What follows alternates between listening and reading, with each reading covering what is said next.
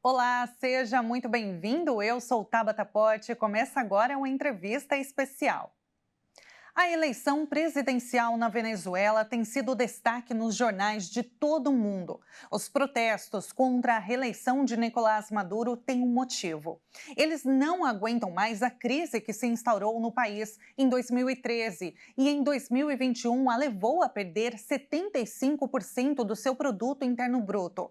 Para entender melhor o contexto histórico e econômico e quais as projeções para a recuperação da economia venezuelana, eu convido o professor de Relações Internacionais da Universidade Federal de Santa Maria, José Renato Ferraz da Silveira. Olá, professor, seja muito bem-vindo.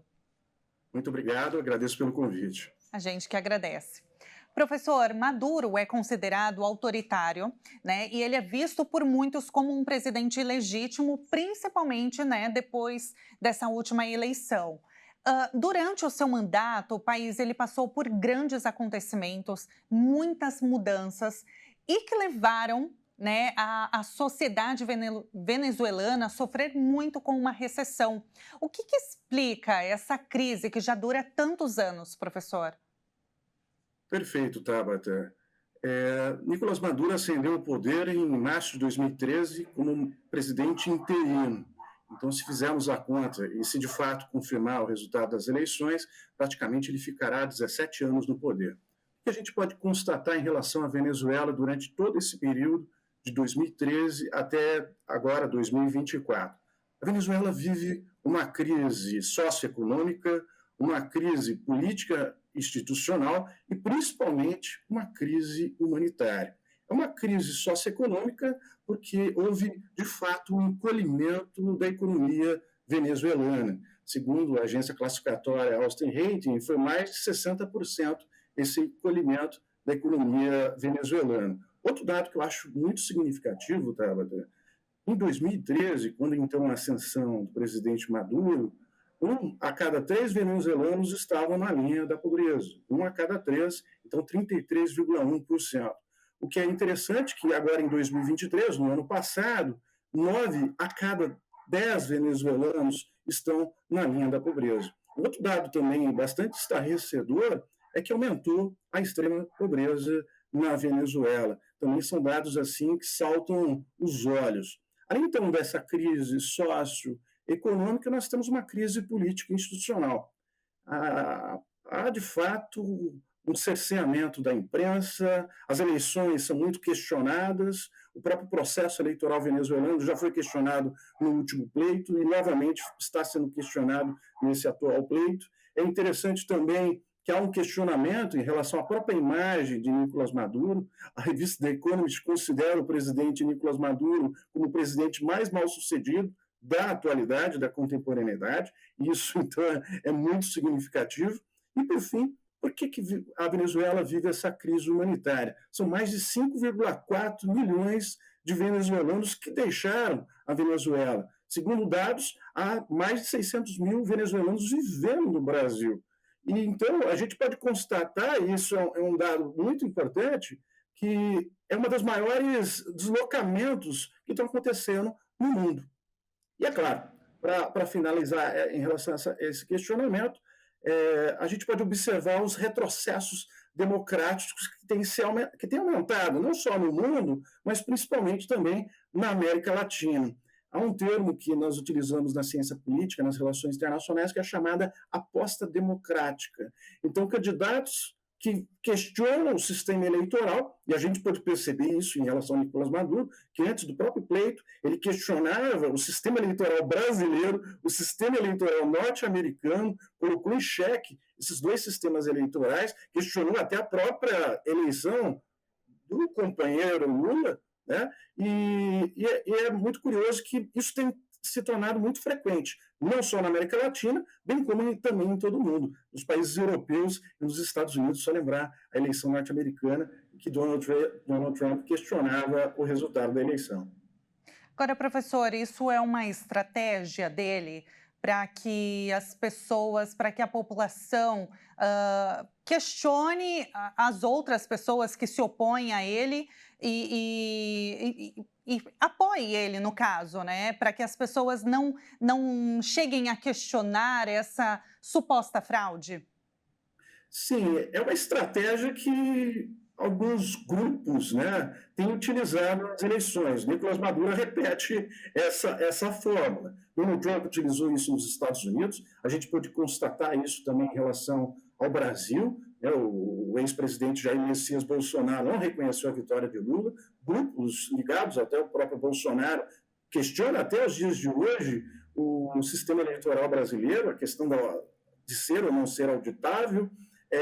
O próprio Maduro também, fazendo menção em relação ainda ao caso brasileiro, questionou a credibilidade do Supremo Tribunal Eleitoral. Então, é um ponto assim que tem se tornado uma estratégia dessas figuras autoritárias, de movimentos não democráticos, que tem se avolumado, novamente repito e reitero, na América Latina e em todo o mundo. Aqui até utilizando os relatórios de 2023, né, da Corporação Latino Barômetro e também do Índice de Democracia da revista latino-americana, ela tem apontado esse retrocesso democrático que tem sinalizado aqui na América Latina de uma forma muito intensiva. A gente pode até lembrar o caso da eleição argentina, em que o próprio Milei dizia, se ele não sair vitorioso, há alguma coisa errada nesta eleição.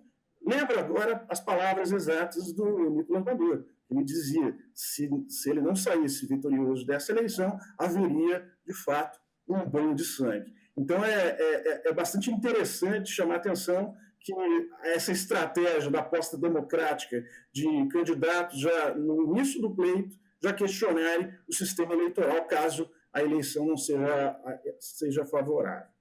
Agora, professor, as sanções impostas pelos Estados Unidos, elas geram uma queda expressiva na produção do petróleo na Venezuela, né? Essas medidas, elas foram as grandes responsáveis pela crise no país que a gente vê hoje? Sim, o petróleo é o principal, né, produto de exportação venezuelano. Não me lembro agora o dado oficial, mas acima de 80%. Então, uma dependência muito grande desse produto, né? E de fato, anteriormente ao governo de Chávez e agora de Nicolás Maduro, a Venezuela sempre teve um crescimento econômico bastante surpreendente em termos de América Latina, muito em virtude desse principal produto de exportação. É claro que as sanções têm um peso significativo na economia venezuelana. E, infelizmente, né, Tabata, para quem também está nos assistindo, com a vitória de Maduro assegurada, eu projeto que esse quadro de crise socioeconômica, essa crise de política institucional e principalmente de crise humanitária tende a aumentar. Mas é claro, como disse a revista The Economist, já havia citado para vocês, considera ele o presidente mais mal sucedido. Ele fez uma série também de estratégias equivocadas, de políticas econômicas equivocadas, um quadro inflacionário extremamente altíssimo, que somente a Argentina agora também conseguiu superar a Venezuela ou atingir números muito similares. Então, de fato bastante triste, bastante alarmante o caso venezuelano. Quem sofre é a população, né, professor? Agora, a recessão, ela gerou ainda a maior onda de imigração da história contemporânea da América Latina. Você mesmo citou isso, né, professor? Olha, segundo dados do Alto Comissariado das Nações Unidas para os Refugiados, o Acnur, há mais de 7,5 milhões de venezuelanos vivendo no exterior. E esse número, professor, ele chegou a superar a onda migratória da Síria, que são 5 milhões de pessoas registradas, né, fora do país, e da Ucrânia, 6,5 milhões, que são 2 países que sofrem guerras há anos. Agora, professor, como resolver esse problema? De fato, a Organização dos Estados Americanos, até o Brasil, que sempre exerceu uma liderança hegemônica, vamos dizer, entre aspas, consensual na América do Sul, e os próprios países sul-americanos deveriam também adotar uma postura muito mais incisiva em relação às questões internas da Venezuela. É até interessante que você traz os dados do Acnur, eu trouxe dados até inferiores ao que você projetou, né? Eu disse 5,4 milhões, o Acnur é muito maior até, né? 7 milhões. Então é muito maior, é uma projeção muito maior e muito mais desalentadora do que, e como você citou muito bem, né? Um número tão surpreendente que é maior até que de guerras que estão se prolongando já há muito tempo, em que a comunidade internacional nada fez, ou quando fez foi bem no início do conflito, como, por exemplo, você bem observou o caso da Síria, né? Até a gente poderia comparar algumas situações, Síria, a questão da própria Ucrânia e da própria Venezuela. É um dos maiores deslocamentos, né? Um dos maiores deslocamentos do mundo atualmente. E o que chama atenção, né, Tabata? Eu lembro agora da última eleição argentina, que o ministro da Economia concorreu à eleição e foi derrotado. Houve uma insatisfação em relação ao peronismo. Eu tenho quase certeza também, vamos pensar aqui racionalmente, que há uma insatisfação também generalizada em relação a Nicolás Maduro. Esse quadro de 2013 a 2023, agora 2024, é muito grave, do ponto de vista socioeconômico, do ponto de vista político e institucional, do ponto de vista humanitário. Eu não consigo imaginar que a oposição não consiga fazer uma frente que possa vencê-lo, ainda mais com, novamente, repito, né, o presidente, considerado pela revista The Economist, o presidente mais bem-sucedido da atualidade. Né? Essa alcunha não é nada fácil recebê-la, né? Na sua análise, professora, a Venezuela, ela pode sofrer uma nova rodada de punições financeiras, novas sanções, visto que Nicolás Maduro, ele exigiu, né, a expulsão do corpo diplomático de vários países latino-americanos que questionaram a credibilidade da apuração da eleição. Na sua análise, a Venezuela pode sofrer, então, uma nova rodada de sanções, de punições? Sem sombra de dúvida, isso é inegável. É quase inexorável que isso aconteça. O quadro, né, de socioeconômico vai piorar, esse quadro político institucional ainda vai se agravar ainda mais, então vai haver esse processo que tem acontecido também nos países que adotam, né, a democracia liberal representativa, o acentuamento da polarização, a própria prisão das principais lideranças da oposição já mostra um quadro de autoritarismo nesse país.